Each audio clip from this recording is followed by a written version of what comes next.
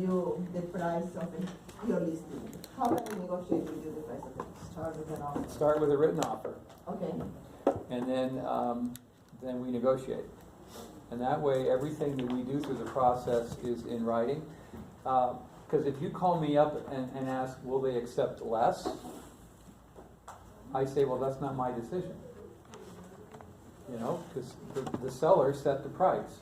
And if I say to you, yeah, they'll accept less, I'm robbing them of my fiduciary responsibility of representing them. They said that's what they want.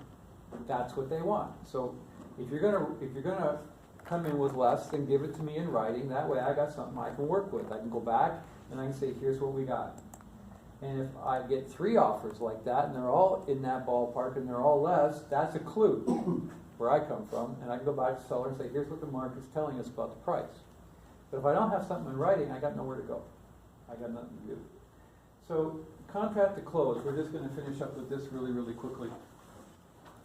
My recommendation is find a very good transaction coordinator and have them do it for you. And then we build that cost right into the listing agreement, so my seller pays that $400. This section of the book basically tells you how to do it yourself, okay? Don't recommend it. If you build any kind of volume in your business at all, you need the time you would be managing a transaction to actually be out there getting more transactions. Make sense? So where in the listing agreement do you put that they're responsible? Other terms. I put it on page, I think, 2 in that section where it says other terms. I put it right in there. I also put in there things like full professional staging to be provided at no cost. If they want if they want me to clean and include that, I'll put cleaning in there, window wall, whatever I negotiate in that listing appointment goes in that section right there. But the fee always shows up, it's just right in the template. It's already automatically there. You charge them 6% if we're doing the listings for them? Or Totally depends, because I'm in a market where I've got a whole pile of other people doing a lot of these exact same things that are charging 4.5 to 5. it's very competitive. Very, very, very competitive. Got it. And we all know who each other is. We all know each other's cars. And we know a lot of times we're just stacked up one behind the other. In fact, I had one of them come in during my listing presentation, walk up to the table, look at us and go, oh, I'll wait outside. Oh. Yeah, it's pretty fun. Yeah, you do that. So, has this been helpful? Thank you. Thank you very much. Excellent. What questions do you guys have? So, you know, Redfin, like, Yep. So, from what I've seen is that, you know, they're offering that 1%, you know, for listing, right, service. A few years ago, I mean, they weren't all that sophisticated, but now, a lot of these guys, they're sophisticated. They have a very good platform. Everyone's on, a lot of people are on it, they use it, and they have a very good, technology-wise, they're very good. Yeah. They're backed by a lot, you know, have a lot of money, I mean, they're, you know, and so I noticed that, I lost a few business from a few transactions from Redfin because of the fact that, you know, when I did talk to one of my potential leads, he asked me, well, what are you going to offer that Redfin can't, but, you know, at a lower cost, right, at 1%, what can, and so I provided my, you know, listing presentation, I showed them what I can offer, and then they said, well, I talked to the Redfin guy, I can do the same thing for that 1%. Yeah. And from there, I'm like, well, okay, you know, and I know these guys before weren't all that great because they were just writing all contracts, but now they're salary, right? So that, you know, they're not in that game where, oh, you know, I gotta look for clients, I gotta survive. I mean, they're getting a salary, right, and bonus in terms of their volume and whatnot. But I noticed that they are very good now in terms of they have their package and, you know, listing presentation, and they have a team now, and they're very more sophisticated. And yet, you know, they're advertising everywhere. 1%. You see the billboards all over in Silicon Valley, everywhere you drive around, and I see signs of popping everywhere now. Yep. You know, Help You Sell was 1% too, and they're out of business. If you run the comps for the Redfin, you know, how they did compared to Keller Williams, we're way above theirs, because we may charge 2%, or 3% or whatever it is that we charge. By far, if you look at our office listings, as you run it, we're selling it, like I sold one that was 300,000 above the list price, which is only $1 million, 35%. Redfin will never do that for their listings, so you get what you pay for. I tell clients that, hey, if you wanna use Walmart, that's fine. Yeah. You know, you get what you pay for, but here's the results of Redfin. I know what you're saying, that they're 1%, but you get 1%, that's the service you'll get. You're not gonna get too much above your list price. And here's all the proof, and when they see the proof, they say, wow, there's a big difference here. I said, yeah, it's like Zillow, you know, the Zillow guy, you know, that, the CEO of Zillow? Right. Have you heard of it? Yeah. Yeah, his house sold for 20% below what his estimate was, so people think that they know, but they really don't know. But that's where you come in and provide the service and show them, this is all the Redfin agents sold these listings at 1% their listings. And look at our Keller Williams listings. I mean, like Dave Clark, he sold them at 300,000 above the list price, 5% above. I mean, not 5%. We're talking about 35%. Trying to say that 1% doesn't really help them. No, They don't know what they don't know. Okay, so Yeah, I know, but the thing is, yeah. let me interject here, okay? So, it's not about the money. Yes. It's not about the money, okay? So if you get that argument, you say, okay, and I would really encourage you to develop a story around an event. So we had a situation where the family moved out of the area and had their home on the market, and it got broken into. And they were already gone. And so we went in and we worked with them and we coordinated with the insurance company. I coordinated the trades and we got that home back. We got it squared away. And then we had a situation where the buyer was having issues with their loan. So we went and worked with the buyer's agent to get that loan patched back together and made whole. Will Redfin do that? Not that I know of, no. Not that anybody knows of. No, they won't. Yeah, it's out the surface. It's Yes, about, exactly. and all of a sudden, if you develop stories around that and say, here's real things that have happened, and then just ask them the question, you know, what would Redfin do in a situation like that? Nothing, because they can't. They're not set up that way. They don't have the ability. They're not going to drive out in the middle of the night and coordinate with contractors to board up the property and on and on. It's not going to happen. No, yeah. Yeah, I have a question. You mentioned that you seller all your seller have a home warranty Yes. that transfer to the buyer side, but Correct. usually in the contract, buyer have a request seller buy. Okay, so here's what you're going to find, again, in our instructions for writing, and we put everything in writing up front. Seller is providing a home warranty that's already in place. It's HomeGuard policy number DDDD. This is the only warranty that will be provided. Buyer to pay for any upgrades. Write this into the contract. Yep. What do you think the future of the real estate agent is, because now everything has changed and the market is not where it used to be, and Yep. Okay, so I have a daughter who's a surgeon, and she's chief of the perinatal department in the Tacoma St. Joseph's Hospital, and she does robotic surgery on babies in the womb. Okay, pretty amazing stuff. She's the person that handles all of the issues with pregnancies that come into that whole area. But she's using robots for surgery. So, what do you think that's going to do to doctors in Tacoma? Freedom. Worry them. Is it going to make them any less important? No. Is it going to do away with doctors? Not doctors. No. What we're getting now are tools to do the same job we've been doing all along, but more effectively. And we're getting pushed by some high-tech companies into redoing the way we do this business. And it's a good thing. It's going to weed out a lot of really bad agents who really need to be out and need to be gone.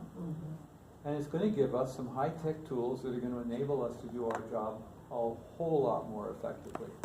So, personal opinion, the only agents that need to be worried about any of this are the really bad ones, and they should be worried anyway. Make sense? But she mentioned that for the market change, how our, not the technology change, market change is slow down. It's just like, When the market starts to go down, the cut rate agents historically cannot make a living.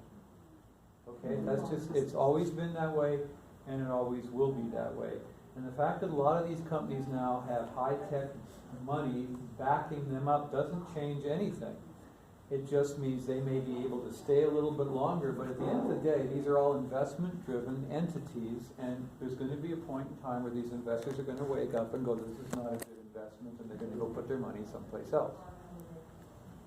It's just the way it is. Especially since it's such a low barrier of entry to become a real estate agent. Right. Anybody, you just get your license and you're there. Right. So that means that many of us are in our second or third career even. So you end up here, and then there's not work. I mean, do you think there is work for everybody that comes into real estate? There is work, it just needs to be done differently. So that's, for example, why you're seeing the rise of teams coming into the marketplace, because you've got a choice. You can sign up for a broker with a broker and come in and occupy a cubby and do your own lead generation and do what you can, get out there, knock on doors. If you get a listing, you're paying for everything on your own. If you're on a team, the split is different, but as a comparison, agents on my team, I pay their cap, I pay their royalty, I pay every penny of their marketing, I pay all of the expenses that go along with listing properties, advertising, and I've got 2 full-time ISAs plus virtual ISAs plus an entire admin department that are running the backside of the business, so they don't have to do any of that. They get a listing signed, they walk into the office with a signed listing, drop it on the desk of the listing manager, who then takes it and runs with it there. Property prep's done by the prep people. See, it's a whole different mindset. Quality people all the way through, and then you turn around and take the leads that the ISAs are producing and go back out and get another one. So that's another way of doing it. It's a whole Instead nother. of being a solo person who does all that, Yes. you just go, you're part of the team. Yeah, and that's why you're seeing teams growing, because a team of 12 people can do dramatically more than a single agent. Yeah. But Yeah. is it being part of a team lucrative as if you're solo? I mean, of course, if you're not gonna get the fees as solo, you get more. Okay, so business. here's the reality of it. And all the numbers for this are in the Red Book, by the way. They're in the MREA book. Oh. They're all there. The percentages and everything under the budget model. So as a single agent, you can get to a certain point, and you will not get any further. So at some point, if you're a single agent, you're going to be asking yourself the question, I need to become a team, or I need to back off, because I've got a friend that's doing, are you guys going overtime a little bit? Yes. Okay, well, I've got a friend that's doing about 30 transactions a year on his own, doesn't even have an admin. Where? Fremont. And I mean, he's early 40s, he is completely white. All He that is stress? completely not great. Can't figure out how to hire an admin, keep an admin, because he's too busy to take the time to, number one, go through a proper legitimate hiring process, and number two, sit down and go through everything with that person. Is too busy to investigate the possibilities of getting virtual assistants and all the rest of that stuff. Doesn't know where he's going to go to get an ISA, if he even knew what an ISA was, and on and on and on and on. Doesn't work for KW. Okay, wonderful guy, love the guy to death. He's working 14-hour days, 7 days a week. Okay, and that's what has to happen to function at that level, and that's 30 transactions. Okay, now that's a nice income. That's $1 million a year. Okay. You get burned out though. After Well, 2 or 3 okay, years, so the you cannot conversation continue. we had here 2 weeks ago, and I sat him down for coffee, is I said, so you got a new baby. How's that working out for you? You have no time. He said, my wife's not really happy I'm not around. I said, well, it's gonna get worse, trust me. You know, you can, and I think the guy just lives for adrenaline rushes, because I mean, that's a 24-hour, you know, churning. You can't, that's not sustainable. Yeah. It's just not sustainable. So, individual agents, if you want to stay as an individual agent, maybe do up to 24 with a part-time assistant, that's a decent living if you want to stay there. But again, you're going to be going up and competing against people that just have such a totally different level of service that you can only dream of. One of the things that we do in our market center is anybody in my market center that gets a listing that's a new agent and doesn't have the resources or even the knowledge to do that, I will tell them, come to me and we will co-list with you. And so we will, you can walk into a listing presentation, I'll even go with you if you want, to help you get that listing, and then you can with integrity say you've got the Medford team behind you, and that means you get all the staging, you get everything, and we'll co-brand on the MLS, and when we close, we'll just take the actual hard costs off the top and split the difference. That's one of the options that we have. But last time I checked, that's not an option in most other market centers. So. What do you mean, like the split would be 50-50 off of the agent's commission Yeah. at that point? Yeah. Okay. Yeah. And that's what you do So anyways, after if you work for close- Coldwell Banker or Right, those big companies exactly. anyways, you don't Yep. get more than You bet. 50%. Yeah. What type of remuneration or gifts do you share, or do you share with clients that sell houses? If they've sold a house, if I'm representing the seller, by and large, we don't give them anything. By and large, they're moving out of the area, so we might send them a gift card or something like that. If it's a buyer, we give them a really nice, it's made by House of Magnus or something, knife set that's really, really cool.